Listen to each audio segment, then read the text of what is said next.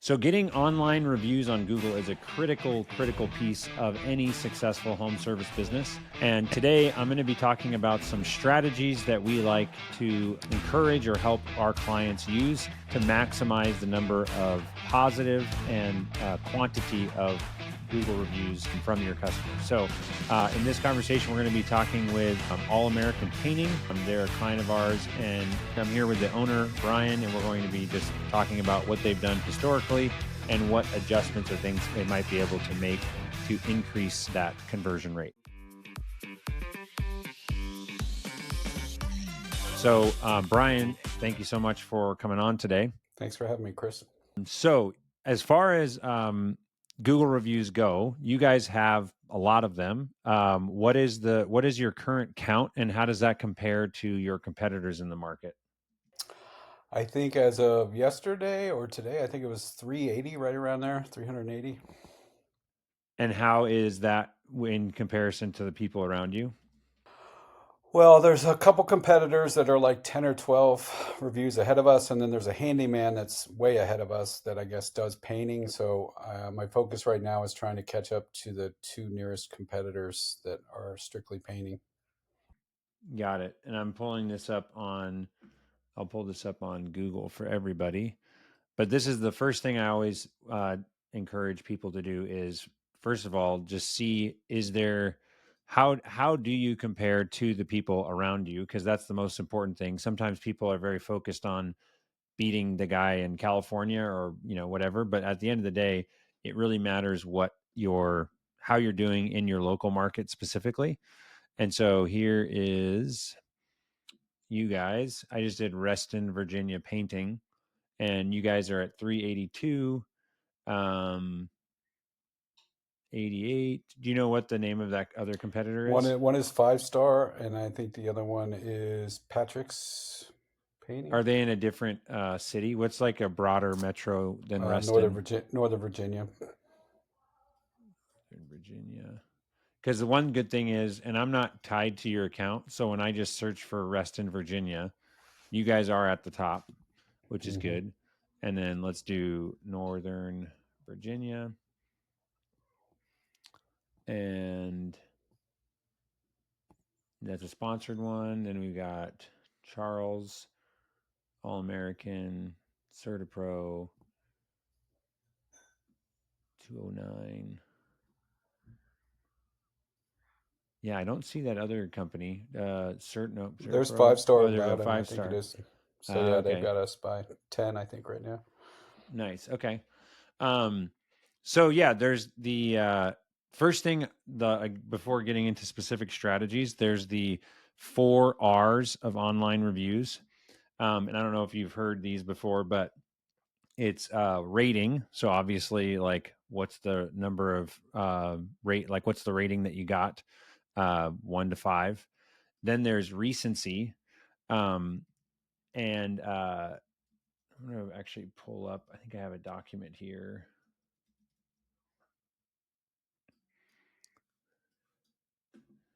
So this is the 4 hours. So I'll just go through these, and then if you have questions or want to clarify anything, let me know. But so the first thing is just the as I mentioned, the rating, radius, recency, and relevance. So first one, obviously, getting a good rating. One thing that, and I don't, let's go back to look at yours. You guys are at 5.0, which is impressive. The one thing that's interesting, and you can see here, like, wow, one day painting a 4.8. There's actually been a number of studies done where what people say, the experts on reviews say that anything higher than a 4.7 is considered the same in the eyes of the researcher.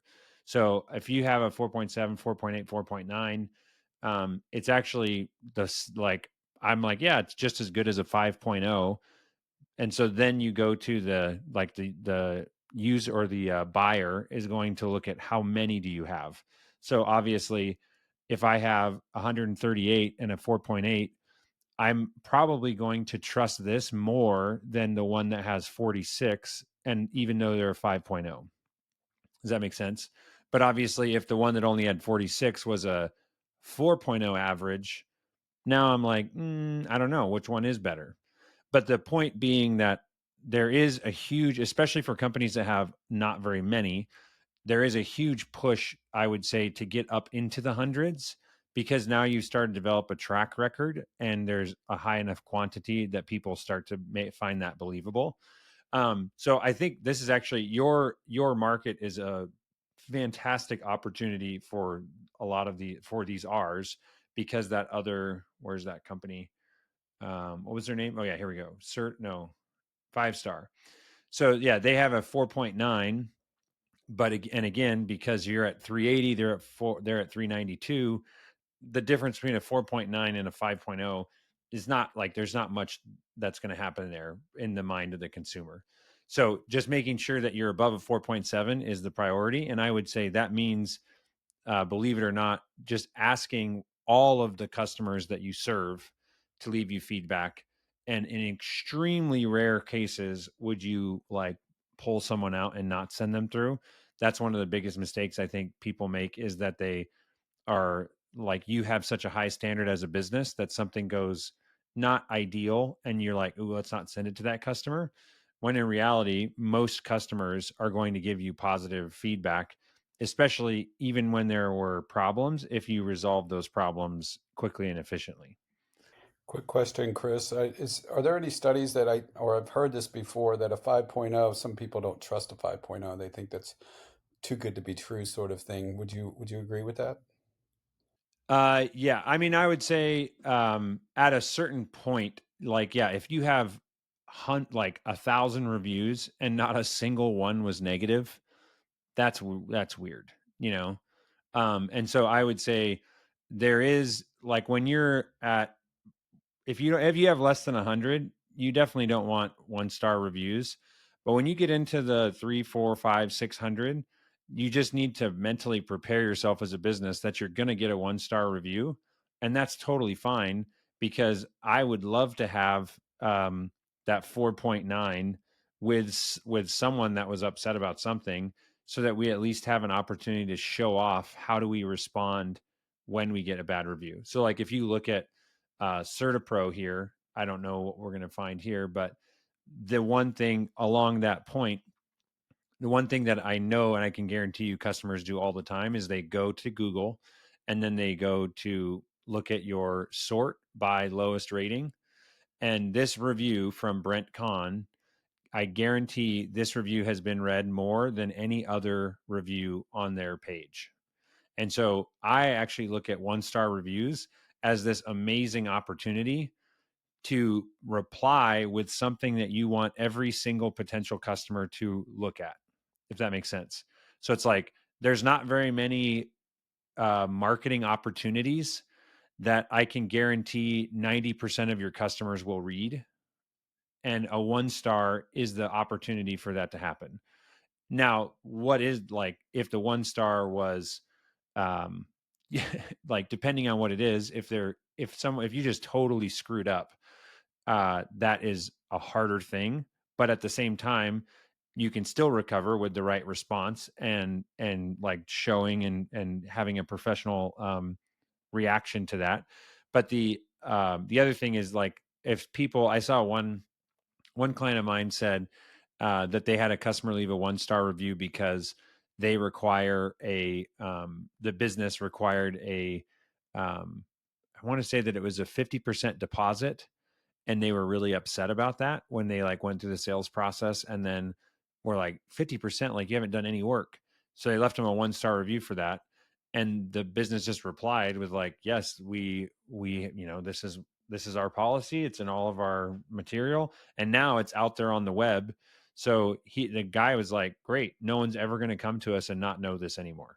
So it's just like those things, depending upon what they're complaining or mad about, it's actually a great filter to avoid potentially bad scenarios in the future, if that makes sense. Hmm. All right. So, next one here. So, the radius, this is actually like that one that you mentioned with 5 star.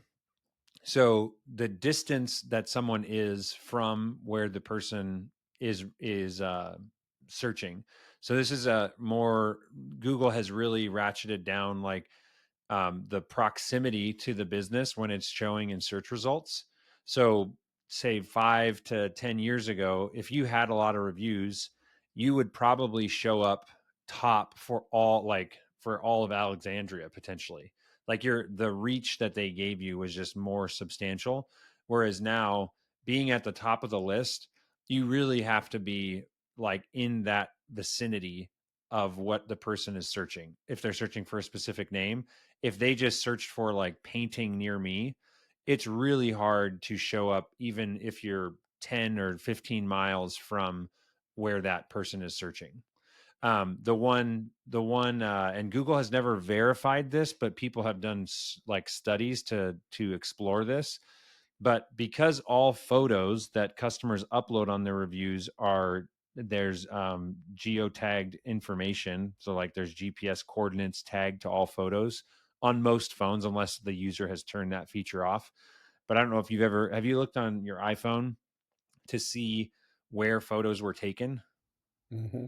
So that same feature that you use on your iPhone, that data is getting uploaded to Google. And so there's actually and I don't know if in this, I might have actually put in a graphic here. Nope, I didn't do one. It's in a different presentation. But it's not only where is the how close are you to the searcher, but do you have any actually no, I put it right here. Uh this is the one.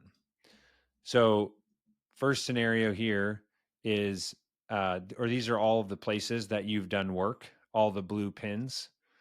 Um, and if you can get more of those jobs to leave you reviews, the next time that someone in this Northeast Salt Lake searches for a painting company, if your painting company is down here, the fact that you had a customer near where the customer the prospect is searching, that can actually help your ranking as well. Does that make sense? So it's Yep. not just how far are they away from you, from your business, but how far are they away from another customer that was satisfied with your business. Um, Yeah. Then the next one, and again, at any time, if you have questions, feel free to interrupt. The other one is recency. So back to this example of here, like this one company that you said has a bunch. The thing that I always look at, and it looks like let's look at the newest. So they had one 3 hours ago, 2 days ago, 5 days ago, 5 days ago. So they're getting 4 per week, it looks like. And that's a great response there. Let's look at this one, newest, 17 minutes, and then 2 months ago. So the cadence at which you get reviews is also really important. And one thing that people don't realize is that you don't need to get, one every single day or even every week, but it is important to maintain a consistent flow of reviews at whatever cadence that is. So if you get 2 reviews a month, great. Can you just continue to get 2 reviews every single month forever? Or for like, obviously more is better, but you don't want to have, sometimes people will do these huge pushes to boost their quantity, their overall quantity, and in doing so they'll get like 20 reviews in a month, and then they won't get any reviews for 4 months because they're not like doing a campaign right now. And so it's way more important to have consistency, and have that, the idea of recency is, have your most recent review be at a consistent, predictable cadence, because high fluctuations in the quantities that you get in any time frame, Google will penalize you more for that um, than if you're just like, slow and steady. Even if you have less overall reviews than someone that maybe did this huge push and then they haven't gotten anything for months. Does that make sense? So if a company gets a huge push of reviews, Google probably sees that as maybe they did some incentives to get a rapid response or something. Exactly. And I've actually seen Google will, depending on how drastic that difference is, if you're like 1 review a month and all of a sudden you get 30, we've had clients that will get all 30 of those reviews just taken off. So the Google will just be like, and it's all an algorithm. It's not a person doing it, and who they don't reveal what that is, but you can go online and see that when there are these big surges, Google is basically just identifying like this just doesn't make sense. Like this something happened that is unnormal for this business, and that's why we're taking them out. And some business owners might be upset about that. I personally am like, makes me feel good as a consumer, and like logically as a business owner, if you understand that restriction or that like thing that Google's monitoring, then you just need to adjust your business accordingly. But it's also great to know that if you've worked really hard for your reviews and you have a good solid business that just consistently pumps out positive reviews, then Google should treat you with more respect and ranking, in my opinion, than the one that like did something that's kind of, let's say curious. For if you it might not be, malicious or like ill intent, but anyways, that's the big thing. But you are spot on that sometimes people will put a bunch of focus, which is not bad as long as you can maintain that. And the other thing is like slowly ramping up into it. So like when someone starts with Boolean, they might have a past customer list of 1,000 people that they never asked for reviews. And so what we'll do is we will put 20 of those people into a campaign every 2 days. So we're like working through that past customer list and dripping it out over time, as opposed to sending out an email to 1,000 people at once. And, you get 50 reviews in a week. Those are a very high chance of getting taken off. Does that make sense? All right. So the last one is the relevance. And that is how relevant is the search term that the customer is making. So actually, this is a great experiment as well. Do you guys do cabinet painting? So cabinet painting, and it's look. So obviously, someone that has cabinets in their name is going to show up there. Most of these, is that like a service that you like selling, like a high margin There we business are. for you? There we are, right there. Yeah, I mean, we don't. Yeah, we don't promote it that much, but it's part of our repertoire. Because those are the opportunities, in my opinion. Then you can see here that no one has really claimed that in this market. And the reason I know that is I could show you like in, um, I'll go to Central Oregon cabinet painting. So if I go look on maps here, um, where's it at?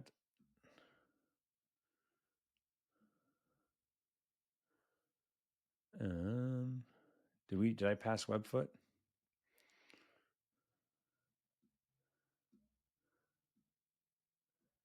American.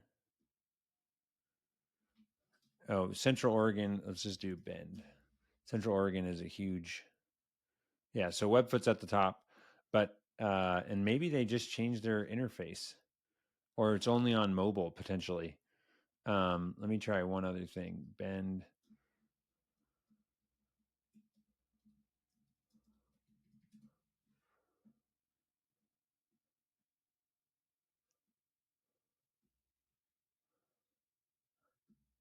Oh, so they must have just taken this off of the desktop, because in my presentation here, I have a screenshot of this. And I do know, so they might not be showing it in the same way, but when I did this or took these screenshots a year ago, and I do know that this still happens on mobile, but because I searched for pepperoni, it shows you reviews that contain that keyword in the result. Does that make sense?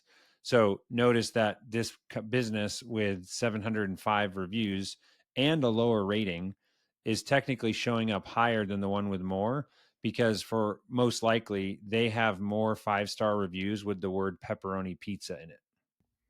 So that's a great strategy for people in any market, regardless of what home service business you're in, you can start encouraging customers to mention the specific services that they got. So instead of just saying, oh, All American Painting was great, you actually get them to say, I'm so glad All American did my cabinet painting for me. And over time, that's going to, if you get more and more of those that say that, and like, let's look at any of these. So notice that it is tracking here the words. So this company has had cabinets mentioned in their reviews 37 times, and they've had cabinet painting mentioned 5 times. So that is probably why they're at the top of the list. And if you look at a competitor here, cabinets is only mentioned 14 times. And then let's go down to where you guys are at.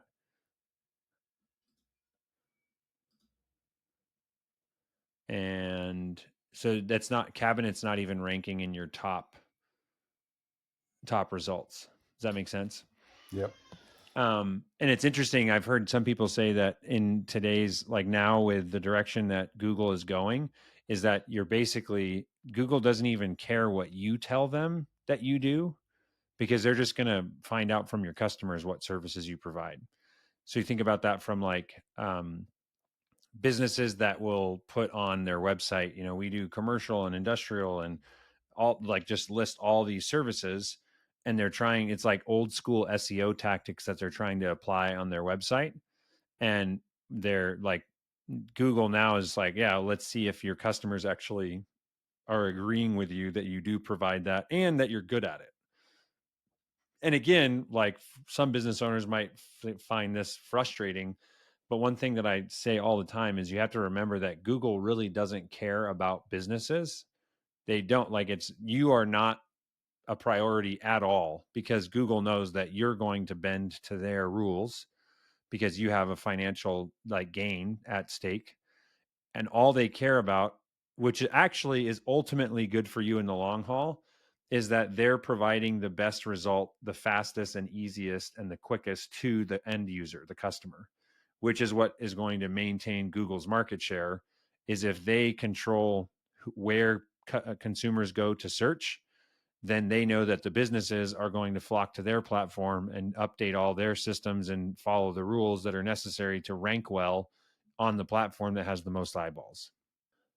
Okay, and then the oh yeah, that's the last one, relevance. And I have heard some people say the fifth one, the R, another R to throw one in, would be responding. And that's, we kind of talked about that when you get bad reviews, but making sure that you're responding to all reviews, especially the bad ones, And I'm actually curious, do you have a 1-star review, or have you flipped all those? I don't know. It'd Oh, be you a have long one time from ago. 2 years Most of the ago. 1-star reviews we got were turning people down for not being a good Yeah. fit. Yeah. And so here's a great example of, I don't know when's the last time you looked at this, but so this is impressive in my opinion. The last time you guys had a bad review was 2 years ago. So like as a customer, I would see, okay, this business has 380 reviews. The last time that they had an unhappy customer was 2 years ago. Someone else with 3 stars a year ago. But then if I look at their most recent, or whoops, let's do newest, and you got one 23 hours ago. So you guys are in a great position because you're getting them recently and frequently. And the last time you had an unhappy person was 2 years ago. And this again, even though it was such a long time ago, I would say this is my suggestion would be, and I don't, well, we can look at what you said here. Um, so, Mrs. White, our company strives to understand and capture customer expectations thoroughly. This requires us to give direct communication with the decision maker, the person who is driving the project, whether it be a homeowner or business manager. In this case, we were uncomfortable supplying an estimate without being certain we had captured all of your company's expectations for the project. Yeah. So, I mean, to like, that's a great response. And I would bet that anyone else that was considering working with you guys is now aware that you like to have everyone at the table to like make sure that you're quoting what is actually needed, not just what one person thinks. And ultimately, I feel like there's some consumers that are frustrated by this, but especially as like anyone that has worked in a business or in a sales process, it's actually more efficient and faster for both parties to just have everyone there, you know? And so Mhm. this is a situation where I would say this is a fantastic 1-star review to get because they're not actually mad at your service and they're not even a customer. So that's the best. Like the only people that think we're that don't like us are people that decided to go with other people because we're, they don't agree with how we operate. But it's like, turns out the way we operate produced a lot of happy customers. So as a Yeah. consumer, I trust that. Quick question. So, is Google just looking for keywords in the customer's response, or does it matter if we put it in our response? It probably doesn't. Google probably doesn't pick that up, does it? Uh, On a Again, they positive don't review. state it, but people do think that the keywords matter in the response as well. It's not, I'm sure that it's weighted differently. And that's the other thing with all this stuff is like there's not really Google, and for good reason, does not publish their policies and how their algorithm works. So you have these massive SEO companies that will spend, thousands and thousands of dollars running businesses and testing with different clients that they have and trying to do like A/B analysis and stuff like that, to try and see what is affecting the algorithm. And so it's basically through like crowdsourced research and people sharing ideas on forums and whatnot. Do you start to see these prevalent like theories? But at the end of the day, even all the stuff that I'm telling you right now, most of it would be hard to have 100% fact that this is, uh, that it's exactly how Google does it. There could be some other correlation that actually is what Google is tracking, but it's hard to know with certainty. All you can do is say, hey, this one SEO company did a study with 1,000 businesses and they found that the ones that did these things ranked better. And that's kind of how the research is done, and like the beliefs in the system like spread, if that makes sense. Um, so yeah, those are the like the R's, or like the fundamental knowledge that I think is critical for anyone to understand about reviews. The next thing goes into just how do we get a lot of them, and the one thing that I said a second ago, which I'll reiterate, is I really do believe that businesses should ask every single customer, um, and only like less than 1% of the time should a business be not sending a review to somebody. And it would need to be like, a pretty bad mess up that was not resolved that you would not send. If it was like we had issues but we resolved them, I still, as crazy as it would sound, I still would ask that person, because to your point, I do think that as you get higher and higher, having a 4.9, I would say, might actually be more beneficial to you than a 5.0. And then again, use those 1-star opportunities to write a fantastic response that you want all future customers to be able to see. And I also always clarify, that doesn't mean you're out searching to get bad reviews. And it also doesn't mean that when you get a 1-star review, that you don't take immediate action to try and resolve it. What it means is just don't sweat it when one sticks. You just move on to the next and drown it out with a bunch more positives. You know what I mean? Um so yeah, the what other questions do you have? Well, we're using your software currently that you really haven't even touched on, which is Boolean review software, which has been working really good for us. Comparatively to what we were doing before, it's been about a 20% increase in reviews. So it's definitely working. But I've been tracking my competitors, one of the ones we showed before, and they're outpacing us. So we're kind of, as a company, discussing that, hey, we've got this automated software, but we also need touch points to, because I feel like the time when a customer is most willing to do a review is probably why the crew is still there packing up. You did your walkthrough. They're pleased as punch. I mean, they're never going to be as excited about their paint job as Right probably the at the moment you're moment, yeah. leaving. You know what I mean? So Hmm. we're looking for ways to not not replace Boolean, but to supplement and get our crews involved with asking for reviews, or our project manager. And but one thing we're trying to do is incentivize those employees, because we can't incentivize the customer with financial gain, but we can incentivize our employees. Yep. But how do we track that? So we've discussed internally about maybe a link tree that might work or whatever. But do you have any suggestions on how, where those points should be, and then secondary, like how do you track who actually prompted the customer to take an action? Yeah. So great question. And I would say, my first question back to you is, do you, how often do you guys talk about reviews currently in the business, and what incentives do you already have for crews getting reviews? Um, we talk about it a lot, but we don't have that many things in place. Jonathan, our field manager, used to get a KPI was one of, getting reviews, because he was the last person to call. He would make a satisfaction call to every client to make sure they were pleased before we billed them. And at that point, he was asking for reviews, and we were doing okay with that before Bullion. But again, 20% increase. So to answer your question, it's talked about a lot, but it's not incentivized currently. Okay, so I'll tell you what we did when I was at Webfoot, and it worked well. I've told many other businesses to do it. Webfoot also used Boolean, but I like to think of it exactly like what you said, is that an automated system, or let's say, I'll explain it this way. I like to think about, like, you do 100 jobs, and the game in my mind is, how do I get the highest percentage of those jobs to leave me a review? So first, you got to be a good business, right? Do what you say you're going to do, follow through on promises.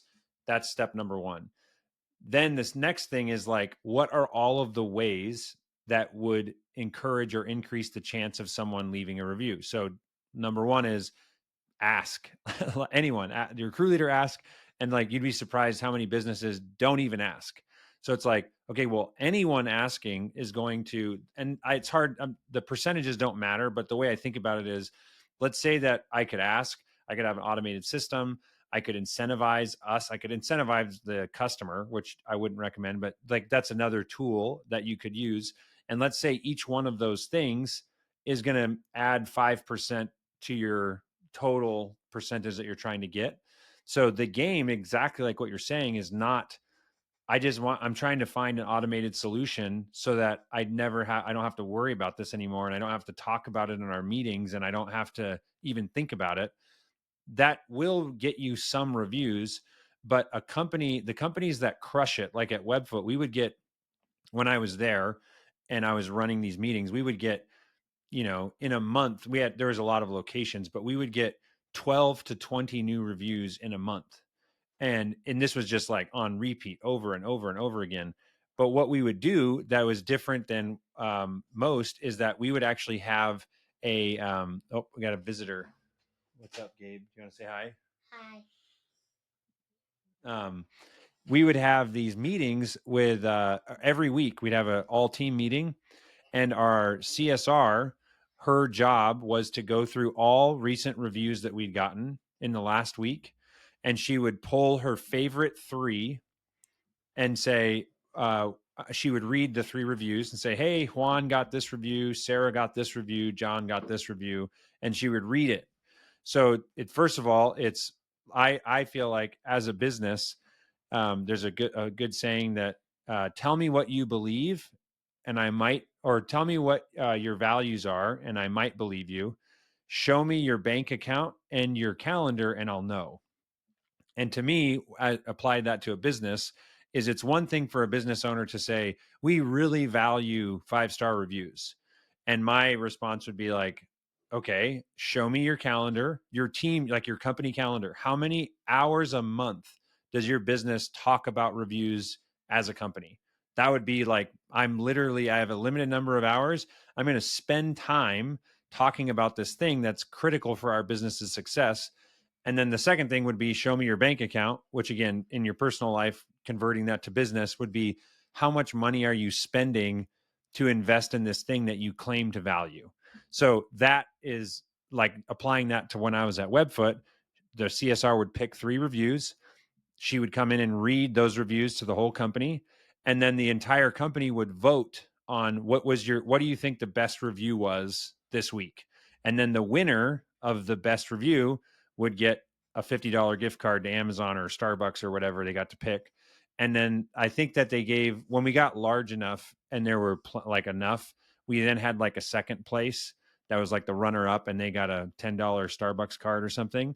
But every week, you like, as a crew leader, you're just like, hey, I could, it's a small amount, but I just got to get in the running I need to get a review from a customer to be eligible for my review to get selected. And then the CSR was just picking the reviews that were most detailed, had the best stories, had the best photos, and she's just bringing them to the team. And then the team is voting on which one's the best. And looking back, this wasn't, I wish I could say that this was all like designed and really intentional in advance. But looking back on it, like every single week, this was the beginning of our meeting.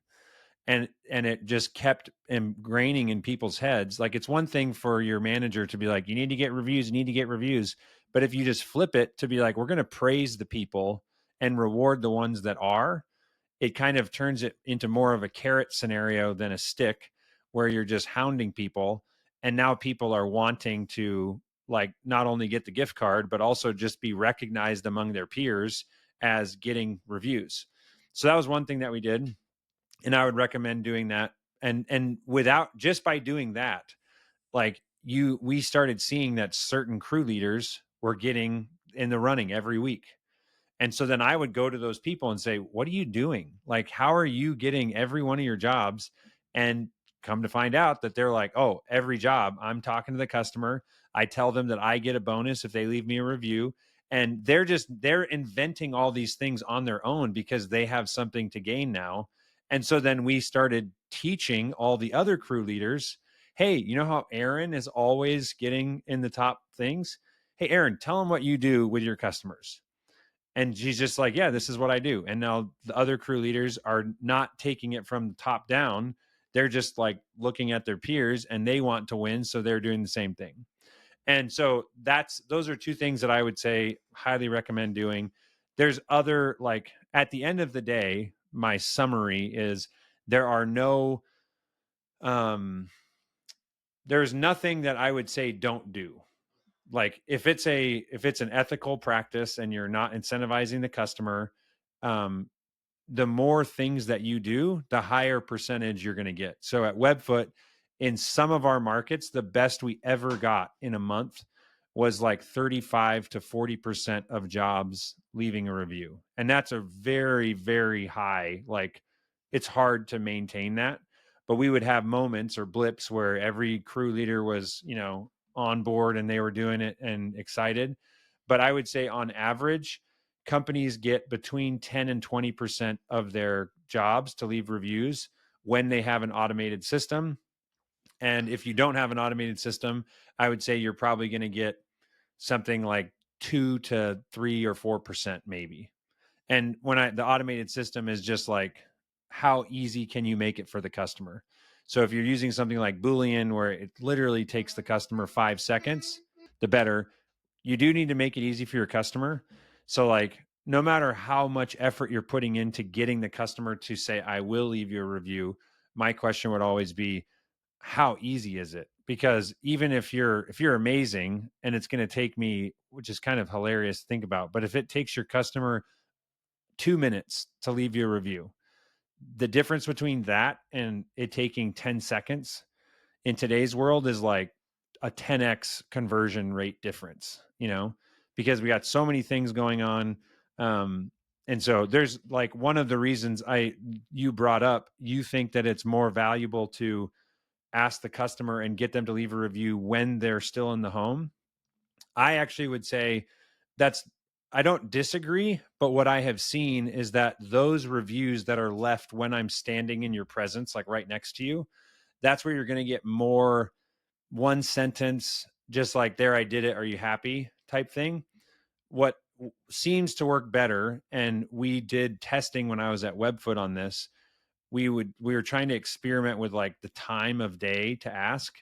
And so with our review software, we do the ask as soon as the person like pushes the job complete, it gets sent right away. And then 2 days later, I always recommend that you send the request out sometime between 6 and 8 p.m. at night. And again, I can't prove what's going on. I just seemed like we were getting better results than if we sent it out at 10 in the morning or at noon or whatever. So having that reminder text go out in the evening a few days later was a fantastic conversion tool, because in my opinion, I was just thinking, and we asked our staff, like, what are you doing between 6 and 8 o'clock on a weekday? And for most of them, it was like just finished dinner, sitting down to watch Netflix or something, and getting a text on your phone is like, oh yeah, I said I was going to do that. And it's like, click, boom, done. And I left a review. And because there's no pressure, the hope is that they're writing a more thoughtful review in that scenario, you know? Yep. So my marketing manager Liz had played around with a link tree. So basically, like the customer would open it up, and then it would have the name of the person that asked for the review, and then it would go straight to the review. It's one more step, but is that traceable? Like, do you see that working, or have you ever had that request? I haven't tried it. The one thing I will say is the, in my opinion, the way the what is traceable is, who the customer, like at Webfoot, we're getting 20 reviews a week, and or a month, I mean, and it like one out of 100, we'd be like, who is this? Who does this belong to? Like, it's so easy to know who got the review. You know what I mean? And it's a manual process. But again, I would say having someone whose job is to like basically intake the reviews. So, and you can do that on Google. You just set up who, like, make them a manager of your Google business page, and they'll get every new review that comes in. And then they're just taking it, screenshotting it, either putting it into a slideshow or sending it out, depending on how you want to do it. But yeah, I would say I do know that there's two things, and there's these. One of them is called, when I was designing the software, I did a bunch of reading on this idea of micro decisions throughout the day. And it's there's a thing that's called decision fatigue, and you can look this up. And our bodies, like, we've evolved over time to build all these habits that are unconscious, that just, because if you think about how many you make, thousands of decisions, literally thousands of decisions every day without even thinking about it. And it's things as simple as, should I put my sock on my left foot or my right foot first? Should I brush, like, how should I brush my teeth? If you think about how many things are just habitual, you're literally not even thinking about it. Those are the things that you fully, like, your brain just puts on autopilot and takes care of it, so you don't have to worry about that. And so that's the one thing that I would say is, um, as soon as you start bringing in, like, we've had some customers say, I want to have multiple links. So I want to ask for a Google review and a Facebook review and a Yelp review in the same message. When you put in multiple links into a request, the conversion rate goes down, and it seems counterintuitive. It's like, wait, if I only had one link and I was getting 20%, and I add two more links, why would my conversion rate only be 10%? And it's the same exact studies that they've done in grocery stores, where you've got three different varieties of tomato sauce and you sell a certain amount. If you add 10 varieties of tomato sauce, it doesn't sell you more tomato sauce. It just overwhelms us. And the more, like, of those micro decisions that we have to make, the less likely we are to take any action at all.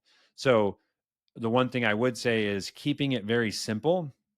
So it's just, hey, leave me a review. There's one link to click. I click it, it goes straight to Google. That's the most valuable and highest converting approach, because there's no choices. Let's say, with what I'm hearing you say, is the link tree option. If you have a link tree that you send the link out, they click it, it takes them to a landing page, and then they have to click again and go to Google. um, I would say I would heavily test this and look at the loading time, and literally compare, if I just give someone a link straight to Google, how long does it take to load? If I give someone a link to Linktree, how long does it take till I get to that same point in the Google review process that I would have gotten if I just sent them a link straight on?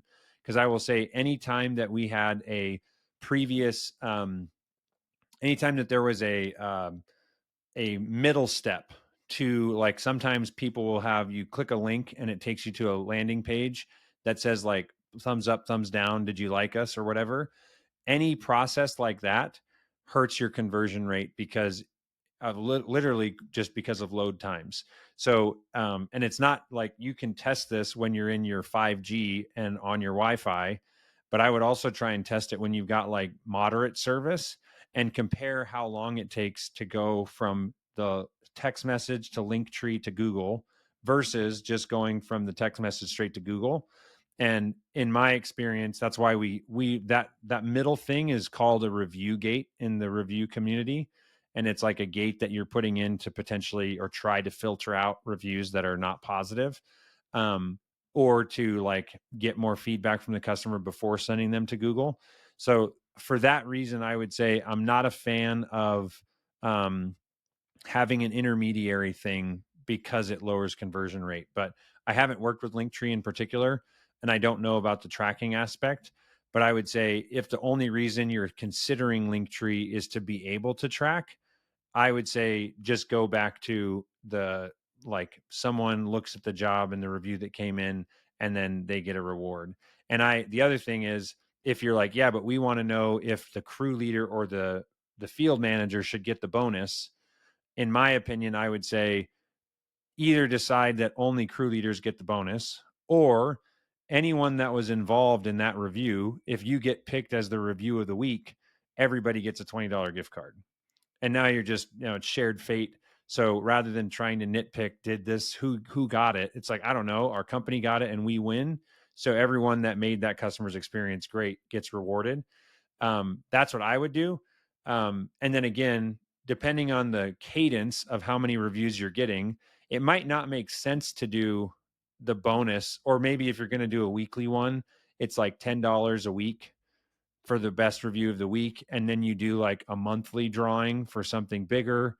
And you know what I'm saying? Like, obviously, if you're getting one review a week, giving out a $50 gift card is, maybe not, doesn't pencil. But when you're getting, 5 to 7 reviews a week, waiting to do a monthly best review, the crew leaders start feeling like it's not even worth it because there's so many. It's just like your chances of winning.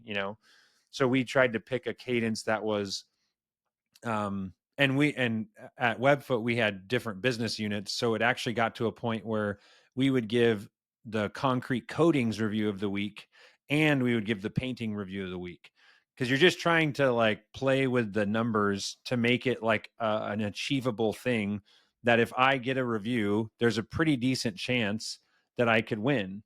But when you start getting more than 5 to 10 in a week, or in that whatever that time frame is, that's where I would say maybe you need to do it twice a month or something to still make it feel like a thing that I want to participate in.